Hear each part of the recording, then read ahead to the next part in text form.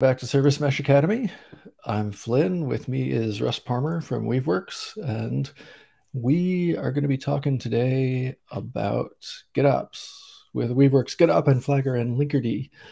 I'm a technical evangelist for Buoyant, spreading the good word about Linkerd. Russ, you want to say a couple words about who you are and what you do? Sure. My name is Russ Palmer. I am a senior engineer at Weaveworks. Do a lot of the enterprise enablement and did some of the Flagger work for our UI as well. Cool. And to remind everybody, we are going to be mostly doing chat via Slack today. That's the workshops channel on the Linkerd Slack at slack.linkerd.io.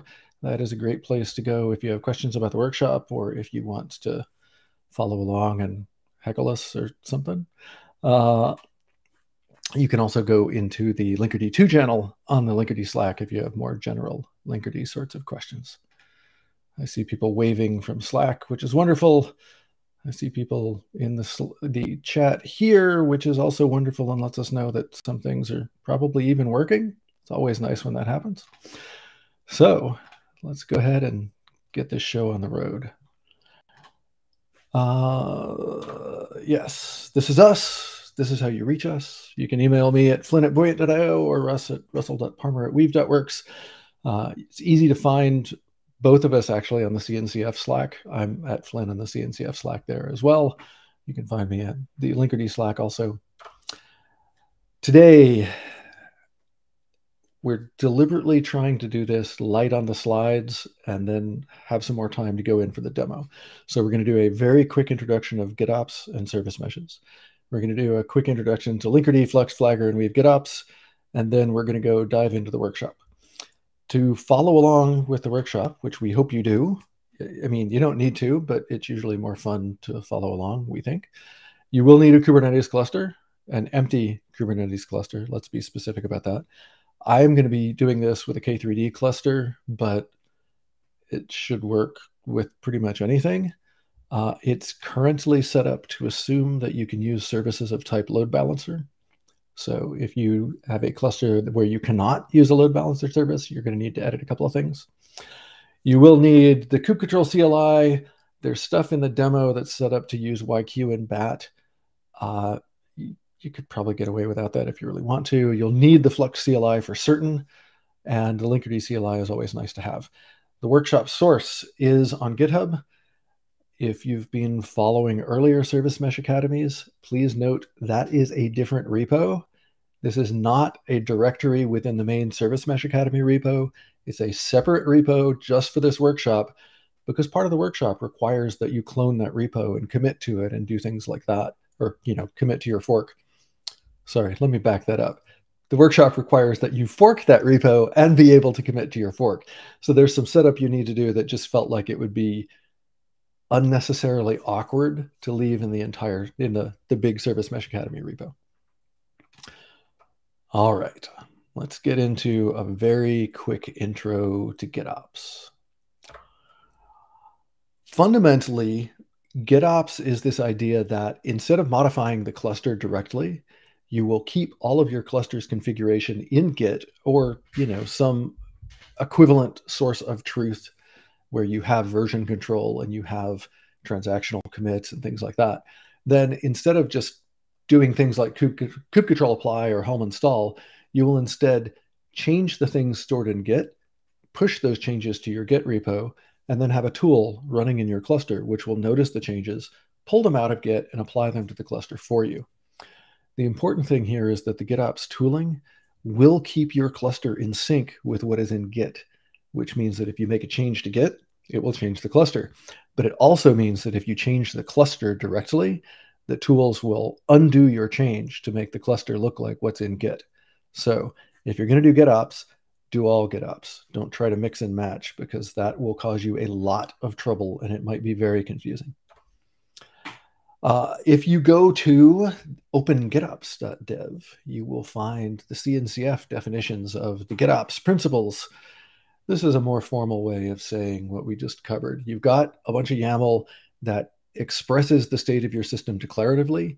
You're going to store that state in a way that enforces immutability without particular change processes. It has versioning. You've got a complete version history, so you can roll backwards if you need to. You have agents running in the cluster that are pulling from your immutable store and making the cluster look like the stuff that you've expressed declaratively. And they're going to do that continuously and make sure that if there are places where they diverge, it's going to try to make the cluster look like the Git repo. This is kind of the core idea behind this concept of me hitting the wrong slide thing too quickly. Let's go back to that slide. Excellent. This is how you know we're doing this live. So this is the core idea behind GitOps and Cloud Native, where everything you do, you're going to make a Git commit, usually with a pull request so it can be reviewed. And then this is going to constantly be running through this cycle where you can go through and make changes locally, run them through testing, eventually get happy with it, commit it to Git, and then the kube GitOps stuff will go through and cycle that through to make the cluster look like what you've just committed. Russ, is there anything you wanted to add to this before we get into some of the other concepts? No, that was a really good explanation. Oh, good. I should, behind the scenes, a lot of this explanation I got by talking to Russ earlier. So let's talk a little bit about service meshes. This is the really quick intro. There are a lot of other service mesh academies where you can go through and get a lot more detail about what the service mesh is. It's basically an infrastructure layer that provides security, reliability, and observability all across your application in a uniform way down at the platform level, usually without requiring any changes at all to the application code. This permits you to separate the concerns of working on the application from the concern of the care and feeding of your cluster and your infrastructure. And it typically lets you let your application dev team focus on your application and have a platform team that's focusing on the care and feeding of the platform. Those roles could be filled by the same person, obviously, and especially in a smaller organization. But one of the nice things here is that they don't have to be the same person all the time. Under the hood, most meshes out there, certainly including Linkerd, work by putting proxies, hopefully really small, fast, lightweight proxies, next to each of your application workload pods. Then the proxies end up mediating all of the traffic in between the pods. There are a couple of clusters out there that don't do it this way, but this is the most common way for this to do. And we can talk at great length about why we think this is the right answer. But for right now, let's just leave it at this. There's also, in the interest of completeness, there is a control plane, which is a set of other pods that are managing all of these proxies for you. Very, very quick intro then into the products that we're going to be looking at today. On the GitOps side of the world, you've got a Git repo. Flux is the tool, Flux from Weaveworks, is the tool that we're going to be using to actually keep the cluster in sync with what's in the Git repo. So Flux constantly notices things going on in the Git repo. It constantly notices things in the cluster. It tries to keep them the same. Other relevant bits here are that we've got an Ingress controller. We're using Nginx for that today. We've got Prometheus that is handling metrics for us. Flux kind of interacts with that stuff, but where those really come into their own is when we start talking about progressive delivery and bringing Flagger into the mix. Flagger is the piece of the world that notices when you've made a new change to a deployment and then actually rolls that out as a canary or an AB or something like that, so that you can find out if your new deployment worked rather than just slamming it into production and hoping for the best.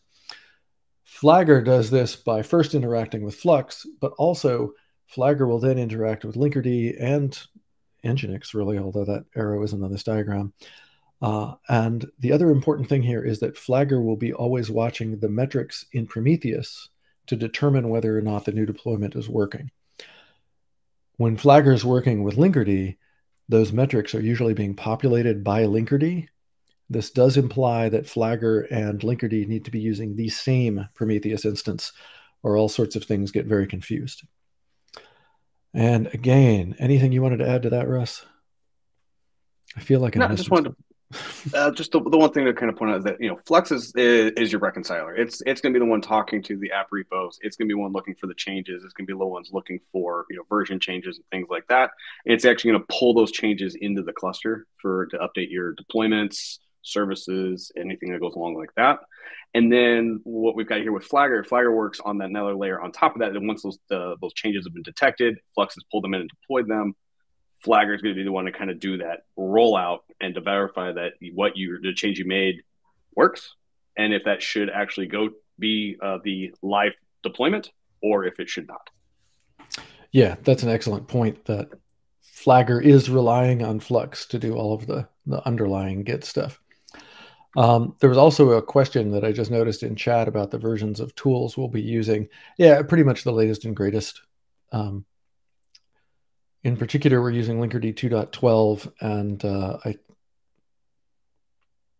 think we're actually using 2.12.4. And I don't remember the version number for Flux and Flagger, but they're the latest versions of Flux and Flagger. They're set the latest. So yeah. The latest versions are good. All right.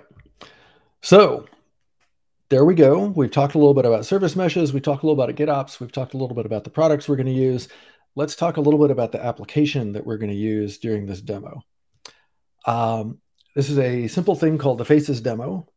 It was deliberately designed to demo something easy to understand that still has a call graph that's more than one layer deep. So we've got a GUI, it's a single page web app that is talking to a face service. The face service in turn talks to the smiley service and the color service. The smiley service should always return a smiley face. The color service should always return the color green. The face service is going to put those together. And so what we should be seeing is a grid of smiley faces on green backgrounds. I'll go ahead and tell you up front, there will be points in this demo that is not what we see, but that's what we're supposed to see when everything is working right. In this particular application, we have Nginx mediating access from the GUI into the face service. And then we have Linkerd mediating all the communications within the cluster. So that's the app we're using. There's really nothing too dramatic about it. And with that, it is time to see if the demo gods are going to smile upon us. I've already set up my cluster. It's empty. There's nothing in it. So the first step here is to use Flux to bootstrap the world. When we do this, what's happening here is I've got the Flux CLI installed on my laptop. The Flux CLI is going to go and inject a bunch of stuff into the cluster and set things up correctly to talk to my Git repo. And then it is going to sort of do this bootstrapping thing where it waits for itself to become ready, the core Flux components that are now living on the cluster. After it does that, and it's got the core Flux components working, then it will start watching the other things that we've told it to pull in and see if wait for them to be ready. In this one, when we look at these particular reconciliations, we can see that the Flux core is good. We can see that Cert Manager and Weave GitOps are both being reconciled, although they haven't finished yet. All this reconciliation and bootstrapping stuff can take a little bit of time, so we're just going to sit there and watch it happen.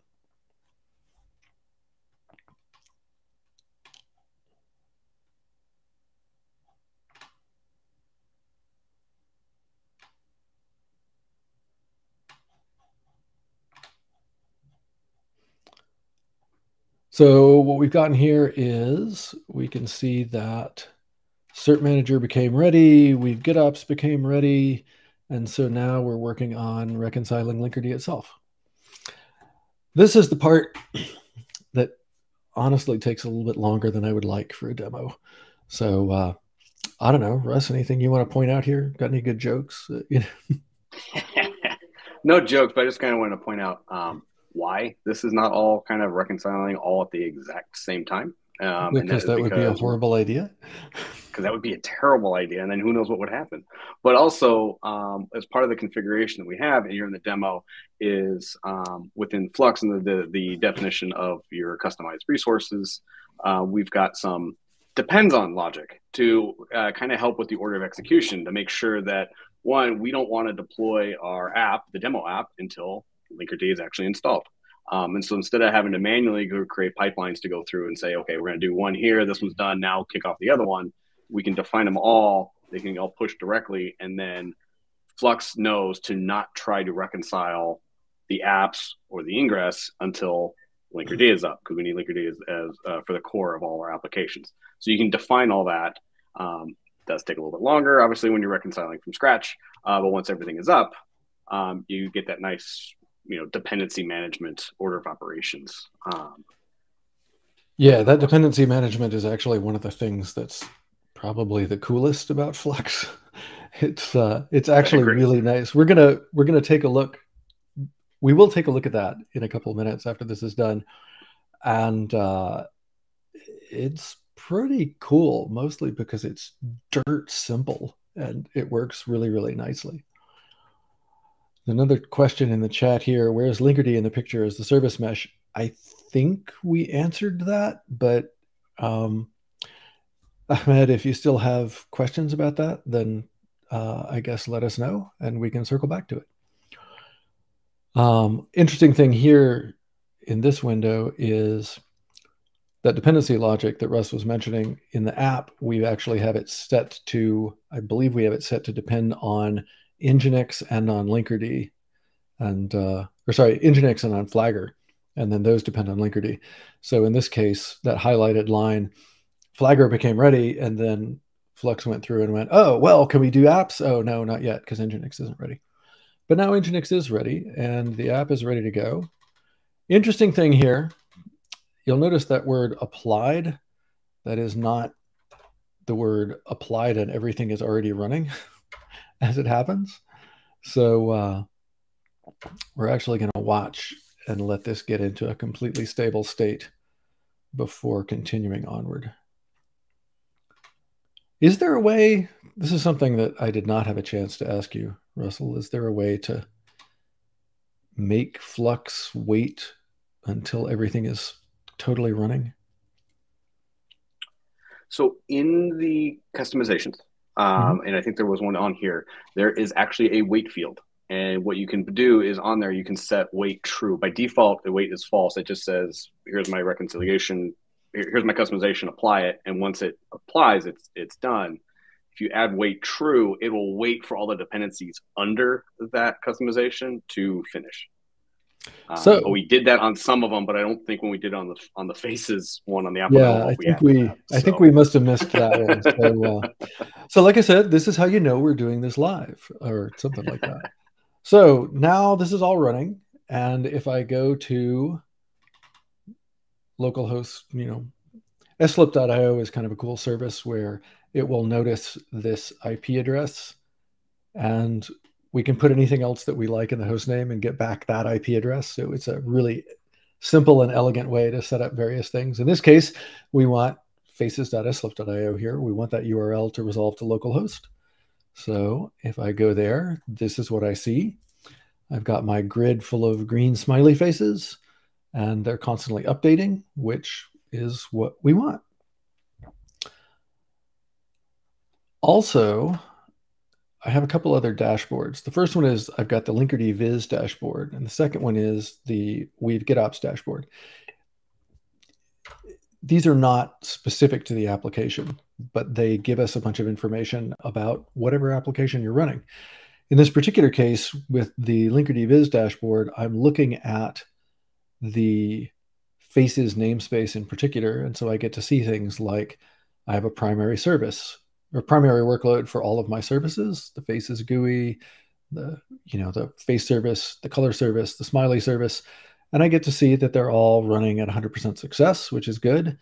And the backend services are taking about 8 requests per second. If we go back to this, there are 16 cells there. Each of them tries to update every 2 seconds. So the math says that we should get exactly 8 requests per second. Since there's a certain amount of randomization going on in there as well, I'll take anything close to 8 per second and call it good. So all of this looks like what we would expect to see. You can also see, by the way, that these latencies are ludicrously high. That is because the Faces app is designed to have ludicrously high latencies, not because Linkerd is screwing everything up. If we go look at Weave GitOps for a moment, logging in with my very high security credentials for the demo. This shows us all of the applications that we have defined, all these customizations and home releases and all that. And the really interesting thing for this point is that we get to look over and go, yep, these are all ready. Everything is happy. That's good. So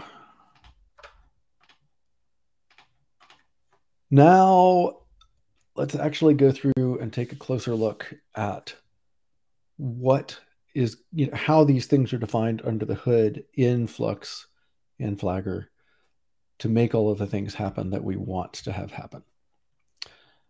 First thing going on here is we can look back at that overall bootstrap command that I did, and we can notice things like we pointed it specifically at my fork of the GitOps Linkerd repository. We pointed it at the main branch there, and we pointed it at, hey, go look in /clusters/mycluster to get all of the other stuff you're going to use to define what we want you to install. If we look in clusters mycluster, this Flux system directory holds kind of the core components of Flux itself. We're not really going to talk about that. In this demo, we're not really going to talk about that. There are situations where you might want to go through and tweak things in there. Mostly, we're going to concentrate on infrastructure.yaml, which defines the infrastructure for our application, like Linkerd, and apps.yaml, which talks about the application itself. So let's first take a look at infrastructure.yaml. There are multiple YAML documents in here. We're going to look at them kind of one at a time. And we're not going to look at all of them because many of them are kind of repetitive. But the first one is Cert Manager. So we are defining a customization resource. Its name is Cert Manager. It lives in the Flux system resource. And this is basically saying that for Cert Manager, we want to look in the infrastructure/Cert Manager directory to learn more about how to deal with Cert Manager. If we go on and look a little bit further, the next one talks about Linkerd. And for this one, first off, this is that depends on logic that we were talking about. There you go. That's all you have to do to make sure that Linkerd does not show up until Cert Manager is already happily running. That's it. That's pretty cool. For Linkerd, we're going to look in the infrastructure Linkerd directory. There are multiple other things, like I said, in this file. These are the only ones we're going to look at right now because the others are kind of more of the same. Feel free to go and take a look at that in the repo and study it on your own. If we look at the Cert Manager customized files, then there are only a few of them. Cert Manager is fairly simple. This first customization file, and again, sorry, this is a pattern that all of the other ones follow when you're creating these customization resources. Start by looking at customization.yaml and then work your way through it. So this one basically says for Cert Manager, we're going to pull in the namespace, repository, and release YAMLs. That's it. Most of these, actually all of these in Cert Manager's case, are just going to be defining resources in the cluster. That's all they need to do. So the Cert Manager namespace YAML literally just defines the namespace for Cert Manager. Very profound. Repository is telling Flux where to go to find the Helm chart that we're going to use to install Cert Manager. The last thing in here, release.yaml, it literally tells it which chart to install, which repository to get that chart from, and we get to set the values when we're doing a Helm installation. So one of the really important things to remember here is that Kustomize can do patching, but you don't need to use it for patching. You can also just use it as a way to sequence some installation things. And in this case, that's all we need to do for Cert Manager is just go ahead and set up a few resources and then trust Flux to go through and do the Helm install for us. There is one other thing in the infrastructure directory that is important to look at.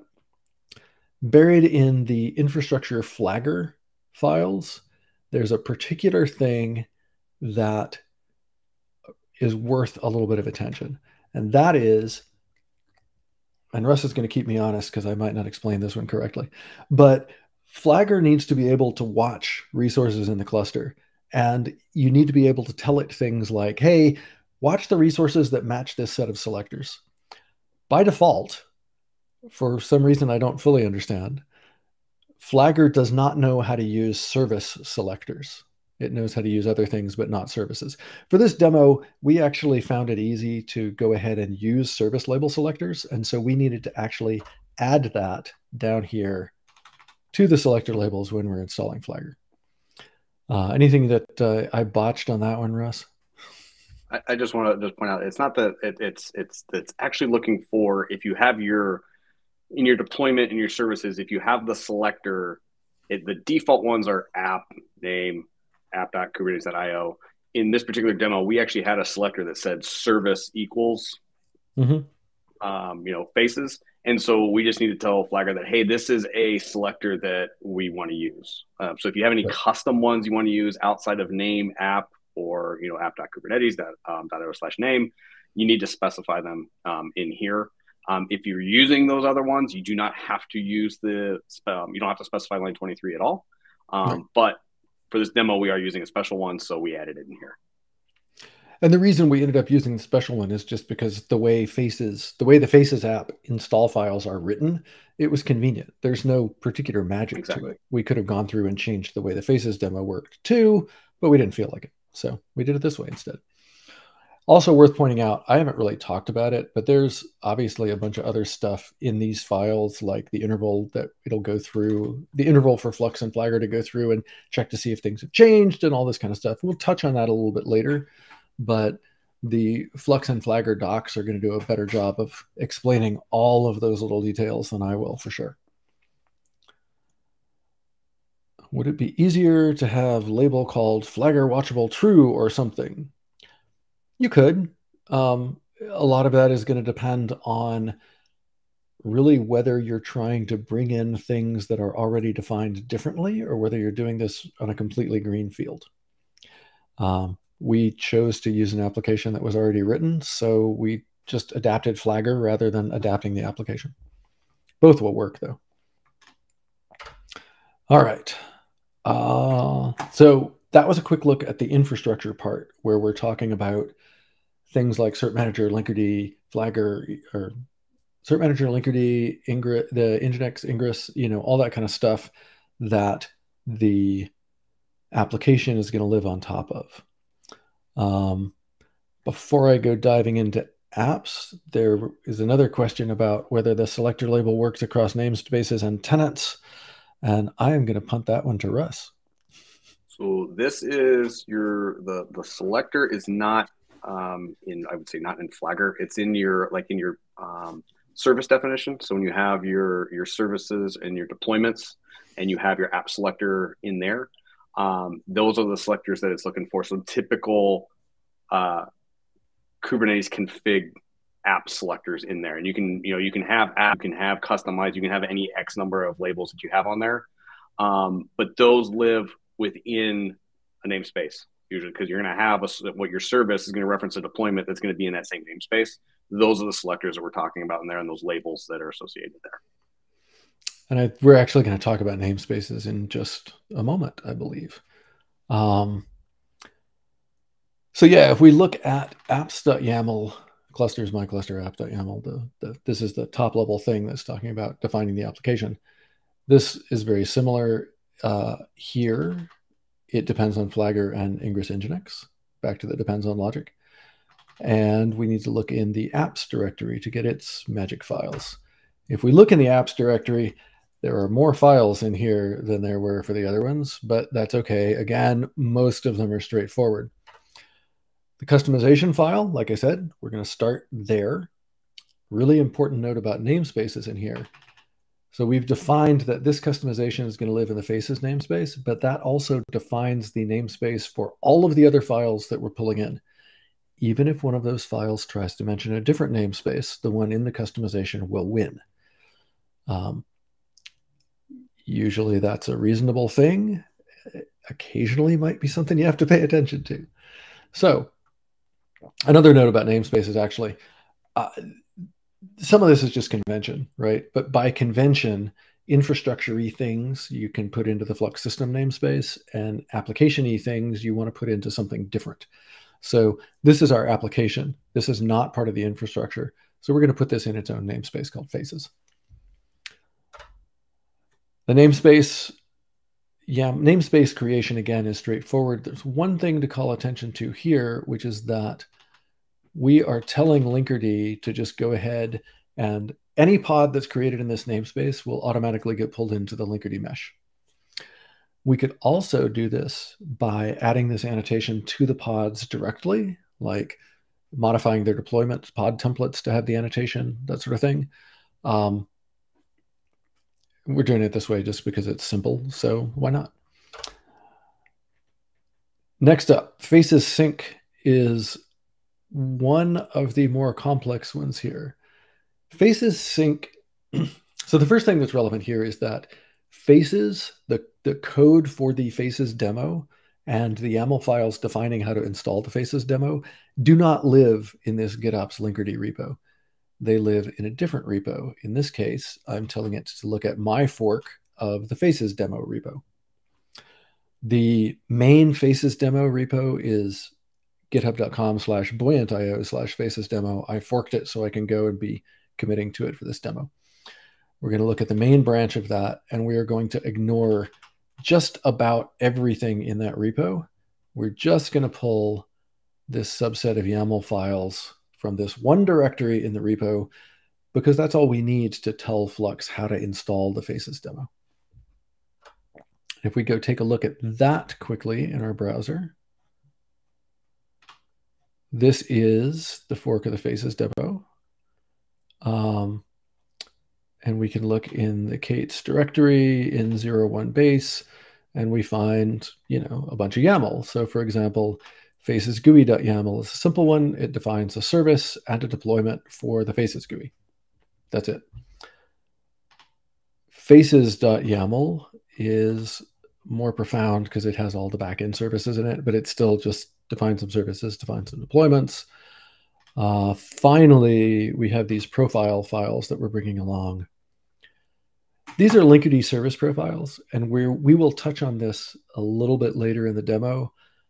There are other service mesh academies that cover these in great detail, but basically this particular service profile is really just saying, hey, Linkerd, you should expect that when people talk to the Smiley service, smiley.faces.service.cluster.local, you should expect them to be doing get resources and, just to the root path. And all of those for statistics gathering will get bundled into this one stats bucket. Like I said, we're going to go and mess with these a little bit more later in the demo. Okay. I see another question in the chat about disabling pod injection of the sidecar. Yes, you can. If the injector is enabled in the namespace and you want it to not inject a particular pod, you can put the linkerd.io/inject:"disabled" annotation on it and prevent injection from happening for that pod. I am not going to lie. I don't think I've ever seen a case where that was something that I wanted to do, but I'm sure it's out there somewhere. Back to the faces thing. The second document in faces sync uses that patching ability of Kustomize to go through and change the YAML files that we're bringing back in. So in particular, the YAML files that we're getting out of the faces demo repo set an environment variable called error fraction. And the error fraction in the normal faces demo install is basically set to make these things fail fairly often. Because again, the point of the faces demo is to fail and take a long time and let you look at resilience with it. We don't really want that right now. So we are explicitly going to use these patches to set the error fraction to 0 so that they don't fail all the time.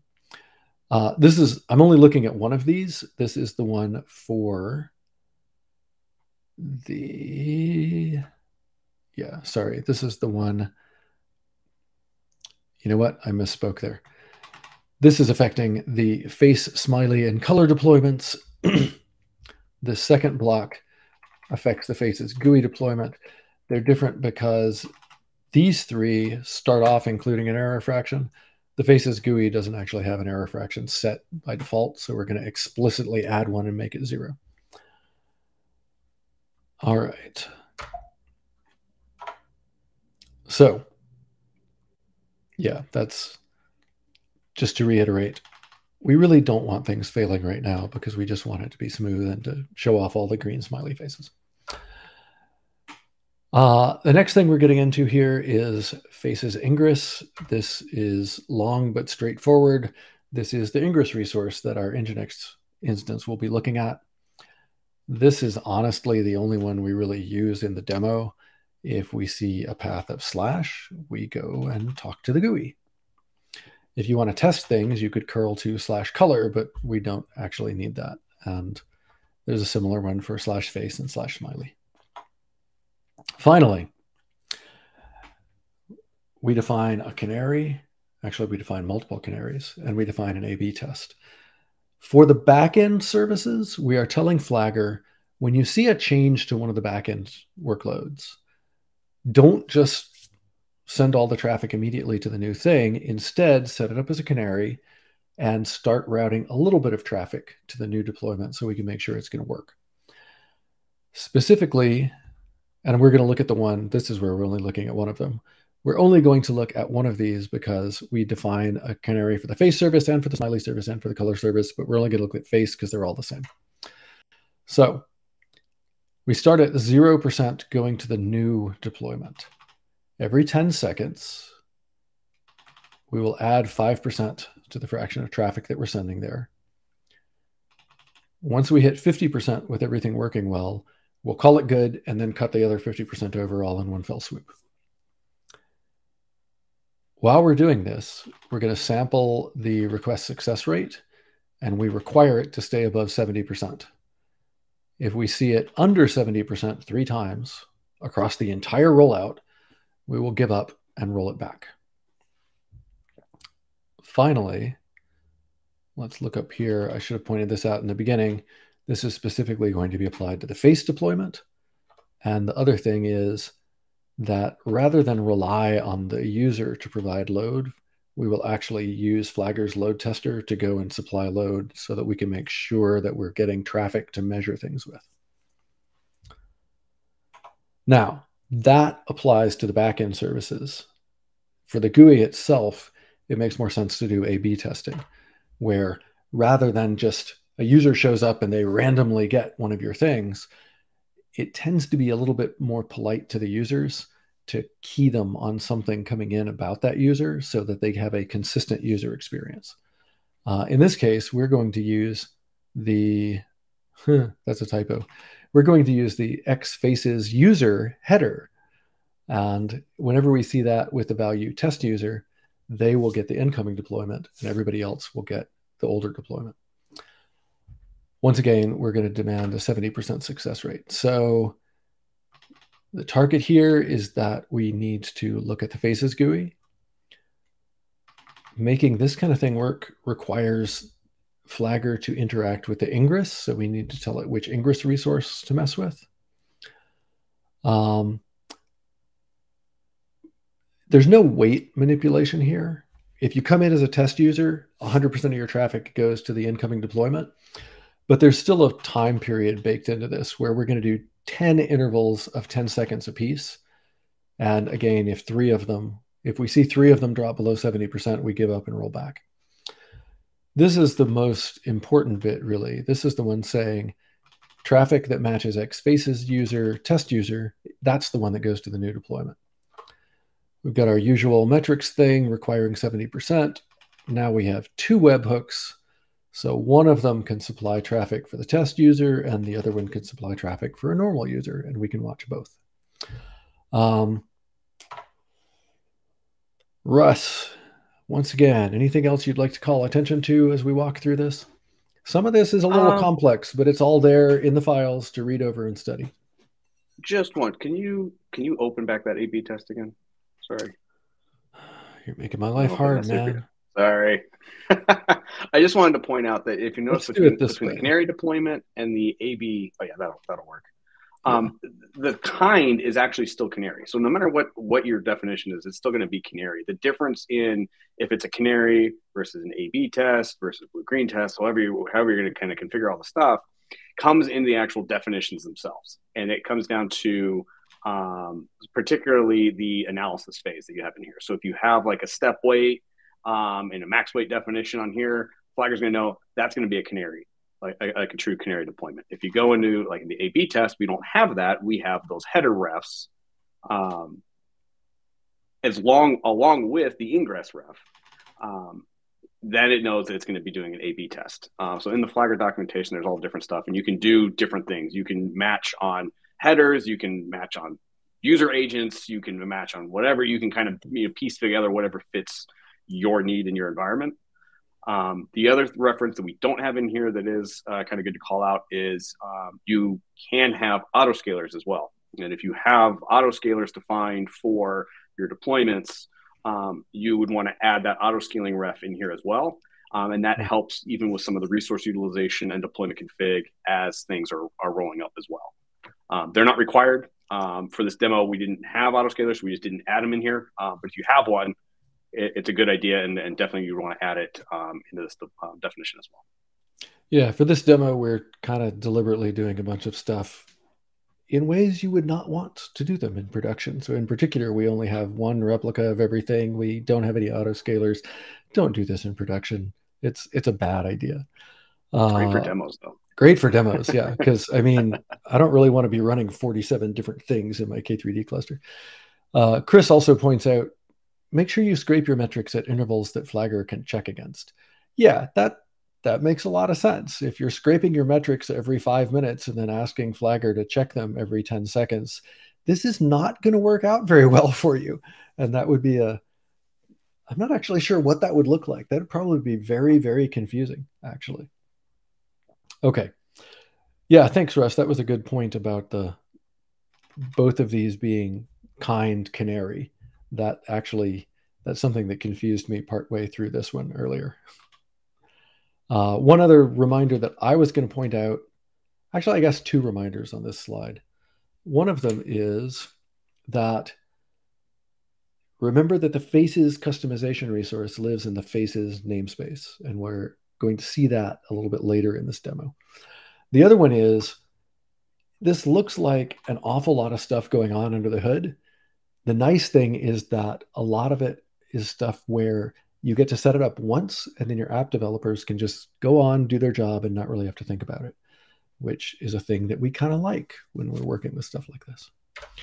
All right, so we are actually going to demo a rollout at this point, and we are going to start by demoing a failing rollout, because those are kind of more dramatic than successful rollouts some of the time. So what we're going to do here is we're going to edit Faces sync, and we're going to deliberately set the error fraction for all of our backend services to be high enough to fail.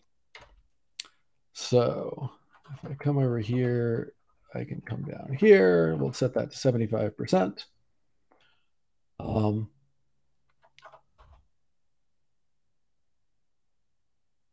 And actually, I see a note on Slack about re-summarizing what we've gone through. Kind of.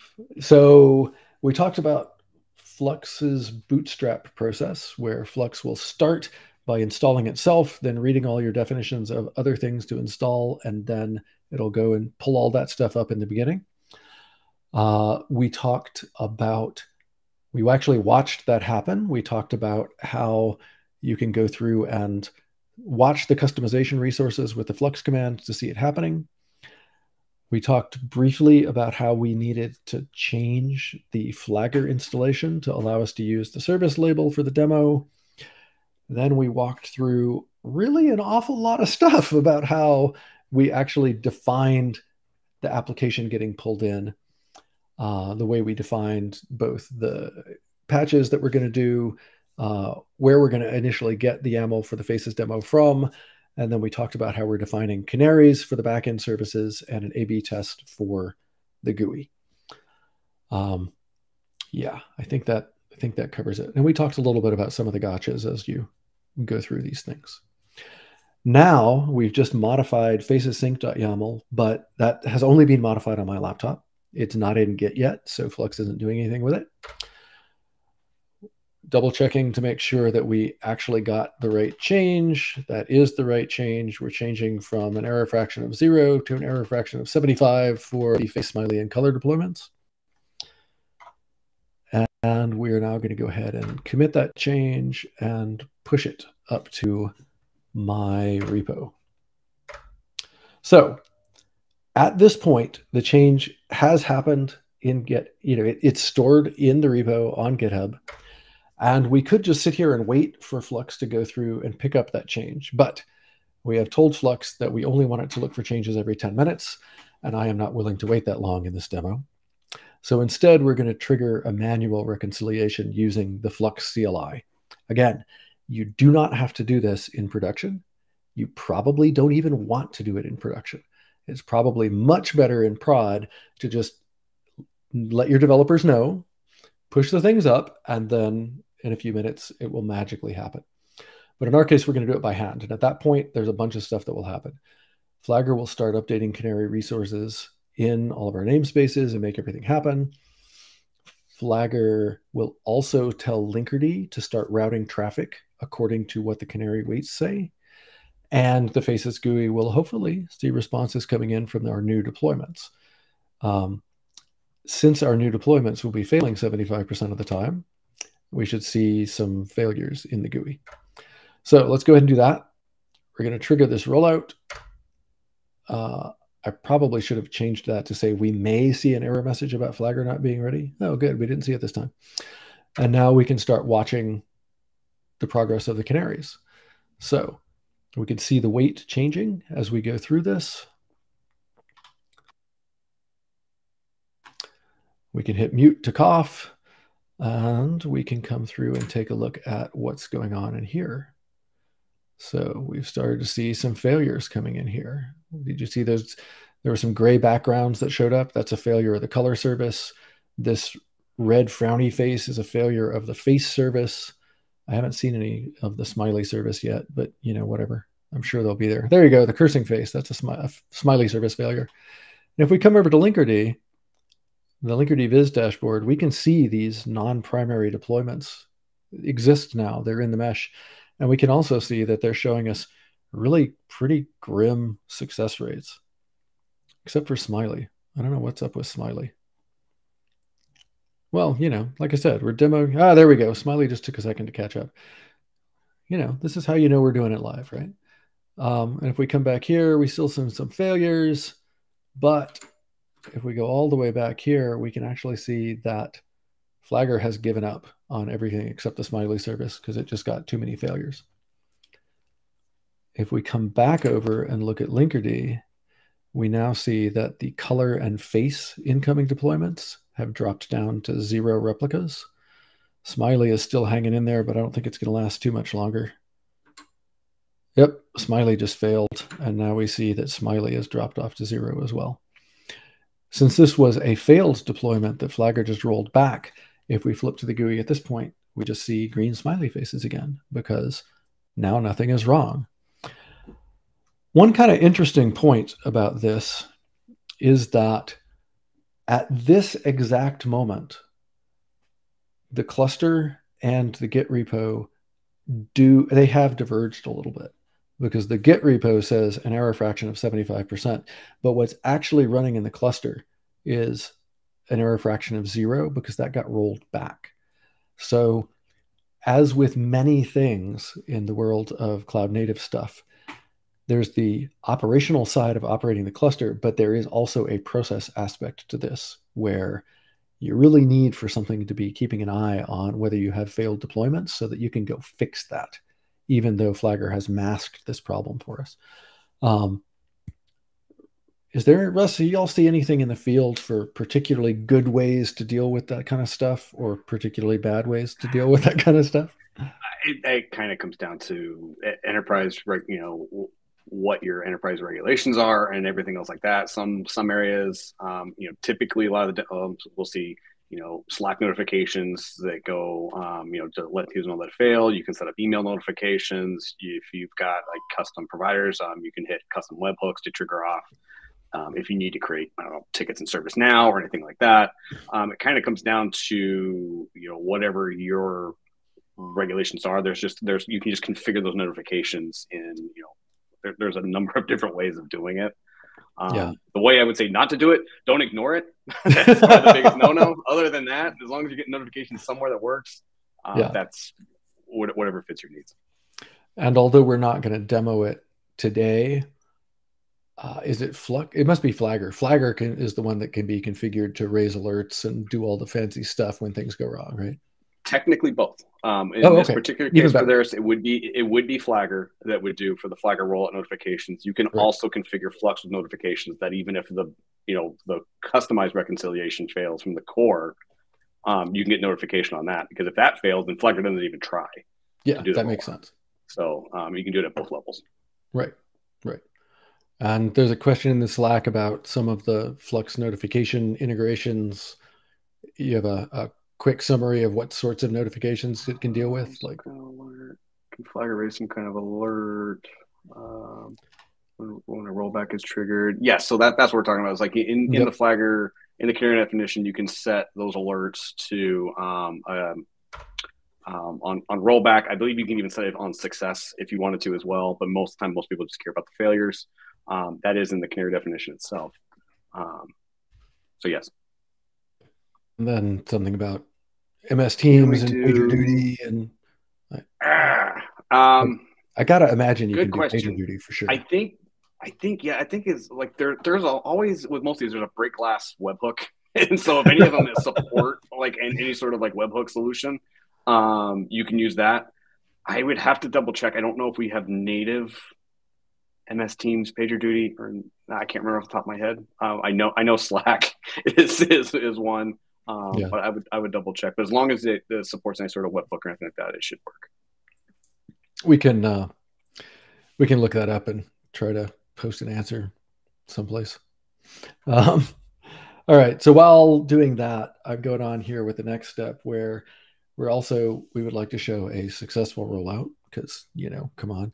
So I'm just going to force the error fraction back down to 20, which should let the rollout succeed, because that'll be an 80% success rate greater than 70%, but should still show us some, kind of different stuff, because it's no longer going to be 0. Exactly the same thing going on here. Let's double check to make sure I got got it right. In the real world, you'd probably be doing this as a pull request with review and all that. We want to commit that. We're going to go through and push that change out. And this time we're going to trigger the reconciliation from the GitOps UI. I can come over here. I can say pick apps and sync. A bunch of things have now become not ready because they're in the middle of being checked to see about synchronization. It looks like we basically are looking at apps and its dependencies. All the other ones have now become ready. Apps is not ready. Apps is now reconciling, and off we go. Flip back over here for a moment. And, again, we'll still watch the progress over here with the CLI. And we can come over and take a look at Linkerd, where once again, we see our incoming deployments have shown up. They are meshed. They should be taking a little bit of traffic. So shortly, I think we'll see the success rates change. In the meantime, we are seeing a couple of errors over here. So that's a good sign for things really are changing. There we go.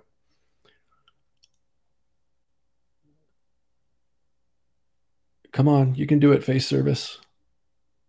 Okay, so now all of these are over 70%, closing in on 80. So I think we're going to be able to have this work correctly. And I was just talking about that without showing it to you. That was brilliant. These should land at right about 80%. And we should see a few failures going forward. We come over here, we've gotten up to 30%, 35% with some of these. So Still not at the point where we're ready to cut over yet. Still hovering around 80%.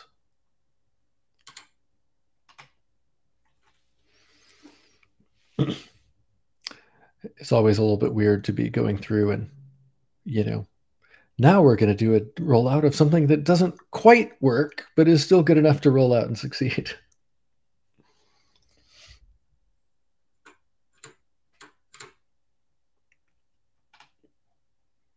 Still hovering around 80%, which is good. You can also, we didn't really talk about this last time, but you get to see the request per second numbers change as traffic flows between the two. And since we're deliberately running traffic generators, then you'll see these things spike above actual use while the deployment is happening. If we come over here, we can see that these are all getting promoted. They've all succeeded, which is great. That was a little bit fascinating, seeing everything turn red for just a moment over here. There was a brief second in there where everything went red while it was getting promoted because we're not doing any auto scaling or polite deployments or anything like that. And now we're back to the case where our non-primary services have gone away. The primary services are handling all the traffic again. Now, since we passed the minimum success threshold, the rollout succeeded. It went forward. We got changes. We can see those changes in that we now have some errors, but that's kind of what we were looking for. And the next thing we're going to do here is demonstrate that the things that we've done so far, we've just been changing the faces sync file. But remember, faces is getting pulled from another repo. And Flux can cope with it if we change that repo as well. So what we're going to do here is we're going to go through and actually make a change in the upstream face demo repo. I have a clone of that repo kind of as a sibling, so I just get to edit it directly. And what I'm going to do here is I'm going to change the smiley deployment. And I shall set a new variable, being extra careful to not have Max put tabs in this file. I'm going to change the kind of smiley that gets returned when everything goes well. Instead of the normal smiley, I shall now have it return a hard eyes smiley. Why not? If anybody is not familiar with this particular idiom, this is the way you tell Git to use a different repo than your current directory, a different workspace than your current directory, I should say. So yes, that is the only change that I wanted to make. That's good. So I'm going to go ahead and commit that.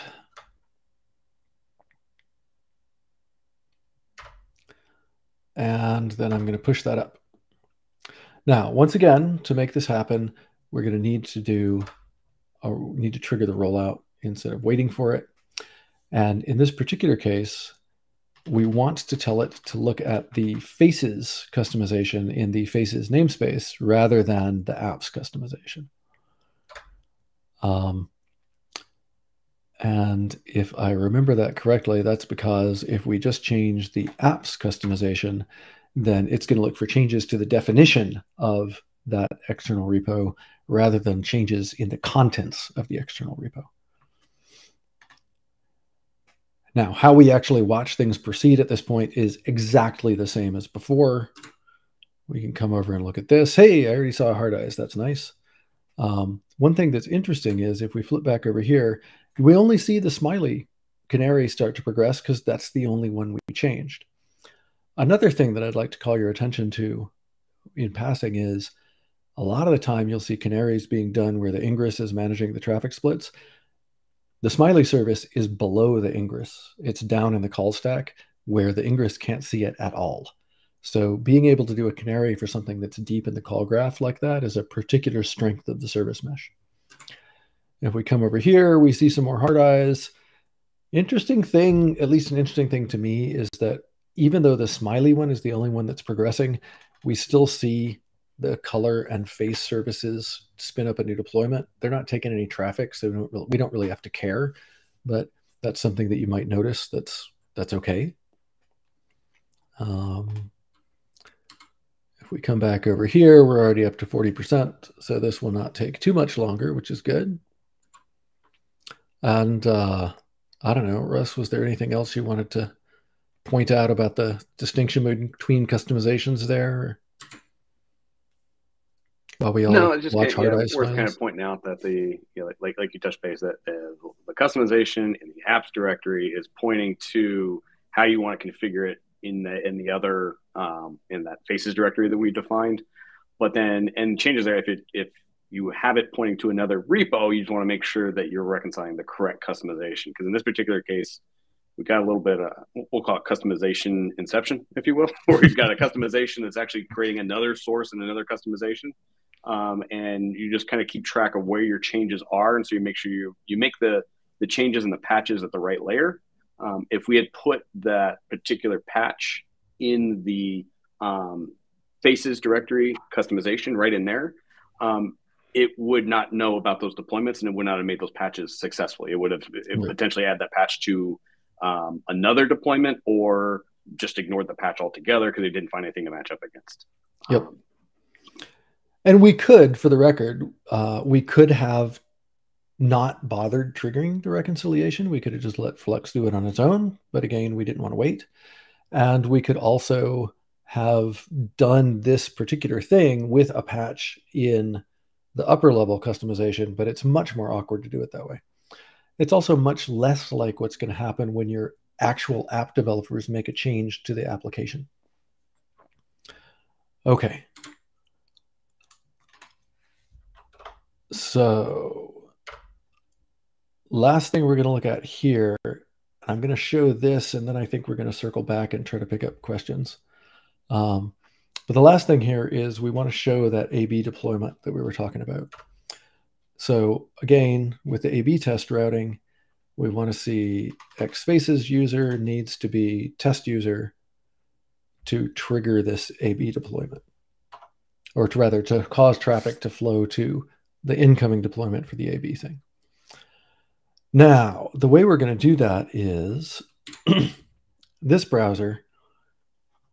If you look up here, you can see that it says user unknown because this is not actually setting xfaces user at all. But I also have this browser over here, and hopefully if I reload, it'll work. Oh, good, it's working. This one, I'm using the mod header extension to force xfaces user to test user. So we get to see both a normal user and a test user by running two completely different browsers. So if we come over here, now we're going to go back to faces sync just because this is an easy way to do it. But we're going to modify this to set another environment variable on this one. This is the faces GUI deployment that we're looking at. And we are going to add, again, being careful to not have Emacs put tabs in here. By the way, I should point out that the demo will actually, if you run this at home, the demo will actually invoke $editor. So you're not tied to Emacs if you're a VI person. So we will set color to have a value of light cyan. Save that. And note, we did this unconditionally, right? We just, that variable, that environment variable changes the background color of the GUI. And we did it completely unconditionally. We're going to rely totally on Flagger to only bring the test users to the light cyan background while we're in the middle of our deployment. So that is the change I wanted to make. Well and good. Add that. Push that change up. And now we're back to reconciling the apps customization rather than the lower level faces one. So at this point, you remember when Russ was saying that we did this, this is still creating a resource of type canary. So in fact, when we go to watch what's going on, we're going to watch the canary resources again. And we should see that the faces GUI shows up as doing something. Come on, anytime. There we go. It's progressing. So at this point, if we flip over to our normal user and reload, we have white. Very good. If we flip over to our test user and reload, we get nothing. Oh, we get mod header getting confused. That's what we get. There we go. Now the test user is set correctly. And in fact, we get a light cyan background there. If we come back to our non-test user and reload again, we still have white. Excellent. If we look at this in Linkerd, we can see again, we've got all of these things in the mesh. In particular, we get faces GUI primary, but we also see, remember how we were generating load tests for both of these? So both of these are taking a fair amount of traffic. It's not just coming from the user. If we flip back over here, you know, I'm not going to lie. A feature request here would be for it to give me some indication of how far along we were, rather than just constantly saying a weight of 0. But, you know, we'll progress along, and at some point soon, we will see that it's promoting rather than progressing. And one more time, we can reload there, and it still works. We can reload here, and we still get light cyan, which is all good. And so now we just chill out for another minute and wait for this to promote. After we do that, we get to try it with the non-test user and hopefully see light cyan there as well. All right, promoting. We'll preserve the drama by starting with the test user, and we reload here and we get light cyan. And then we come over here and we hit reload, and it's doing the same thing there. Come on. So the moral of this story, by the way, is don't do your deployments for demo things. Do them in a way that doesn't cause problems like this. There we go. But you can see now, this is light cyan, now that everything has gotten sorted out with doing deployments that only have one replica and beating on them and things like that. So I believe that that's it for the demo. I'm going to talk really briefly about some of the things that tripped me up while I was trying to get all this stuff set up for this demo. The first thing that I ran across a couple of times was things where when something didn't work, it was interesting to figure out where to go. And it turned out that one of the most useful ones was actually just looking at the Kubernetes events, because Flux and Flagger post kube events as things are happening, and they will often shed some important information in there.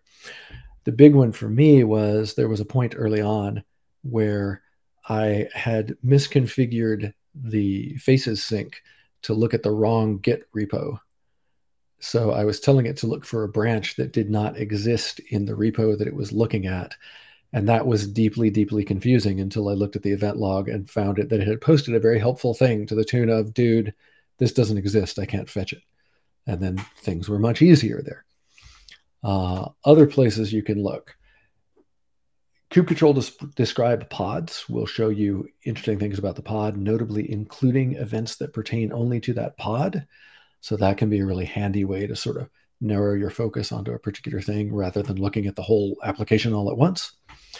And finally, the Flux and Flagger controllers log a bunch of stuff. In many cases, they will be logging more stuff than you really want to look at, but this is another helpful thing that you can look at as you go through. In particular, there's a Flagger deployment in the Flagger system namespace that can talk to you a lot about some of the things that Flagger is doing. And in the Flux system namespace are controllers. You kind of need to pick the one that corresponds to the way you're doing things. So in our case, we're using customizations a lot. So the customized controller is the one that you would want to look at if you need to go that far. Russ, did you want to add anything else on this stuff?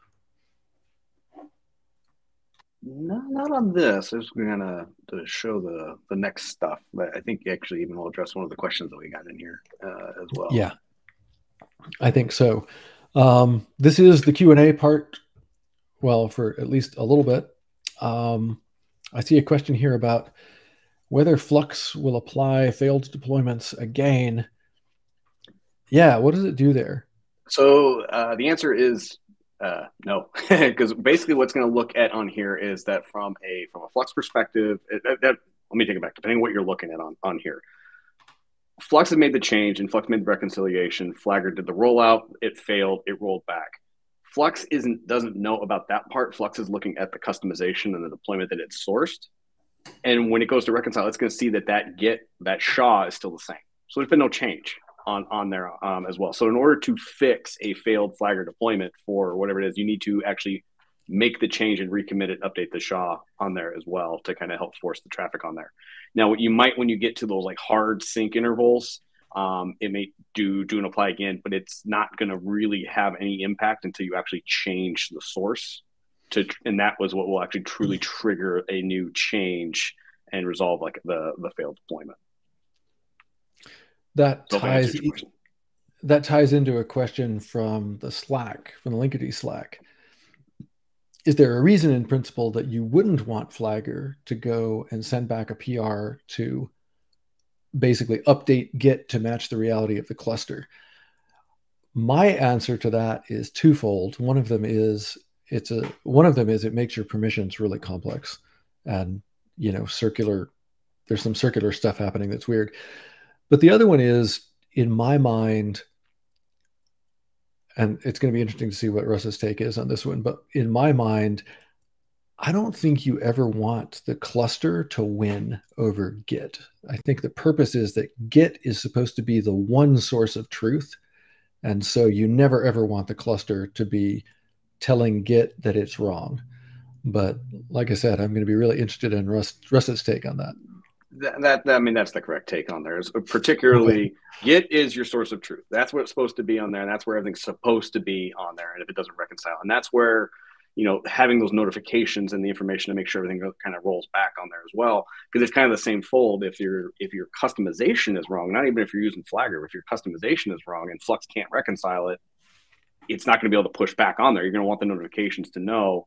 Because, like you said, the permissions aspect on there is that now you're talking about, instead of having read tokens to just kind of pull the code in, you have to provide write tokens, which can cause a security risk. And then you have to actually be able to push back. And how do you make sure they don't push back to a branch versus main, or however the code may be? There's just a whole extra layer of complexity and security concerns that come with that as well.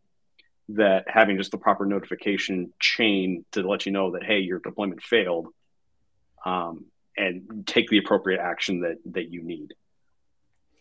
And the Slack commenter continues on by pointing out that you really are relying on people to keep an eye on the notifications and make sure that things are correct.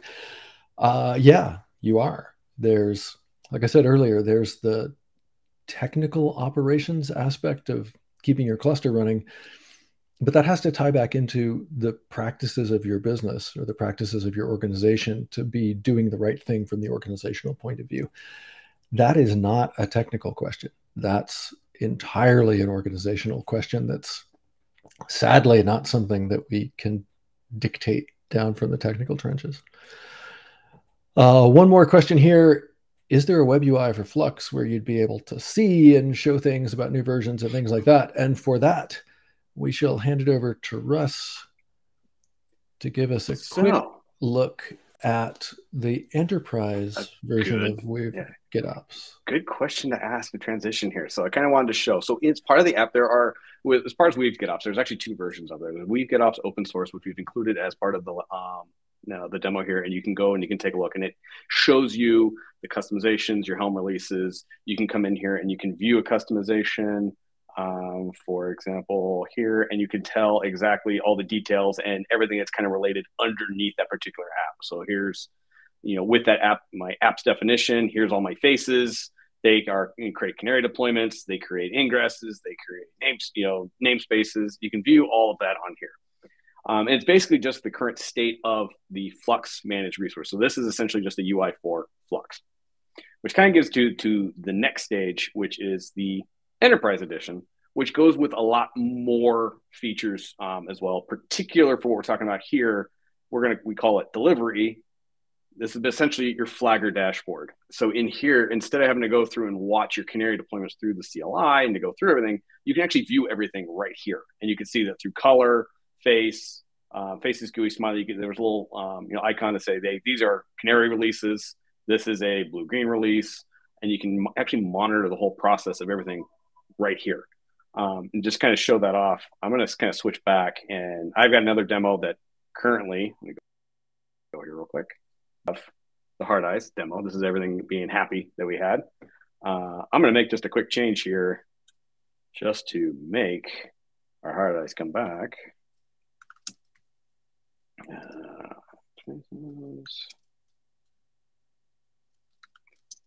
Ooh. Unless anyone get confused about how all of this got out of sync, this is a different repo, a different fork of the repo, and a different cluster than the one that I was using. So correct. And I'm using, you're using K3D. I'm using a kind cluster. Demo works on just about anything. As long as you got an empty cluster, everything should start.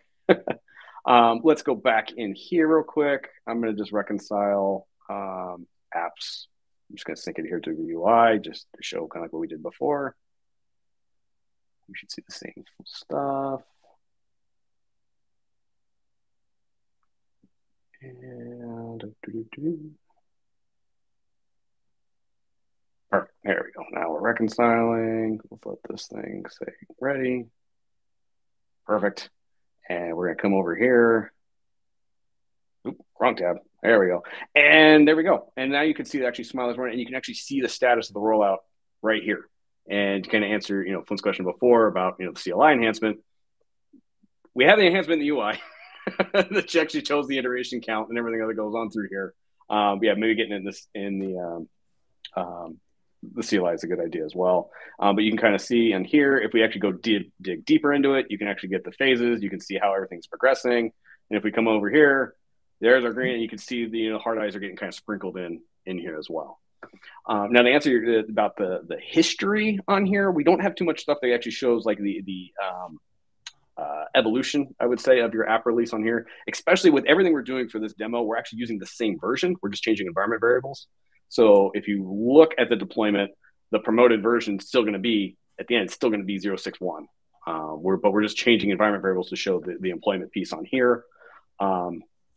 We have some pieces in the work that I don't have on here as far as pipelines go that can actually show your kind of the evolution of your app from like dev staging to prod. If that's something, through this UI as well, you can see that dev is on version 0.8 and staging is 0.7 and then prod's at 0.6. And you can see exactly where everything's at in your chain and even have the ability to promote, or create the pull request to promote from dev to staging to prod. I don't want to have that in here, but that might be part of what your question is. So I just wanted to call that out, that these UI features that is something that could be of interest. Once everything goes through, this shows everything's great. It should be promoting. And we should see over here. I wanted to show all the angry faces. This is what we were talking about before.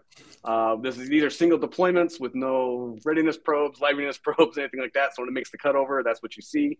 Again, demo purposes for prod. Yeah, don't do that. Multiple deployments. But now everything's happy. So nice. Just kind of want to take a little bit to show that. Everything was happy. I think my cluster.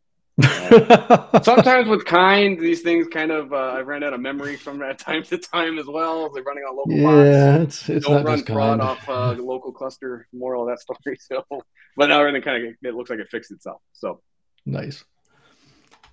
All right. So let's bring. Thank you, Russ. Let's bring this one back for a second. Quick reminder. That's the. This is the source repo for the demo that we just did. That talks about where to go to set up other things and what forks you need and all that. Feedback is great. there's a slide that's coming up at the end that will have email addresses and such. Or again, you can always find us at, you can find me at least at the Linkerd Slack and the CNCF Slack. You can find Russ on the CNCF Slack. Love to hear from everybody. And so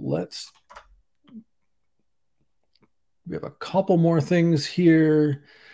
This is Weave GitOps, the enterprise bit that Russ was just talking about. Buoyant also has a commercial offering called Buoyant Cloud. That's the URL for that, buoyant.io/demo. It does a bunch of the same things that the Viz dashboard does, but it can do it across multiple namespaces and do some other cool stuff. And last but not least, we do Service Mesh Academy every month. The next one coming up is going to be talking about what's coming in Linkerd 2.13. That will be on the 16th of March. Right here, buoyant.io/SMA. So, contact information one more time. We have a few more minutes for questions if anybody has anything else on their mind. And yeah, Dominic, you're right. Saying it works automatically does jinx everything. It's a comment from the Slack channel. So we'll give, a minute or so if anybody wants to toss stuff up. And if not, thanks very much for joining, and we will see y'all next time.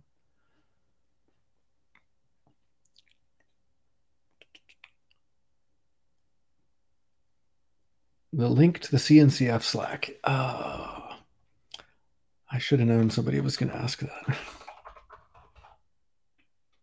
Here we go. It is...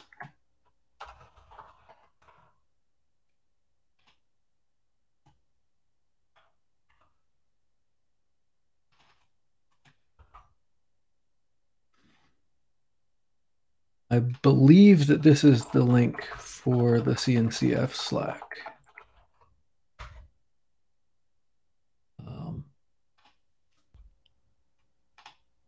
If anybody goes to that and it doesn't work for them, I don't know, email me or something and we'll get it sorted out.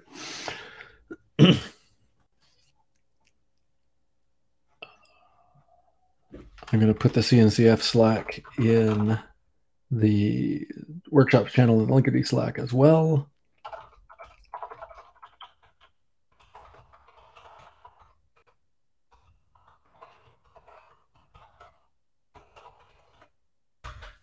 There we go.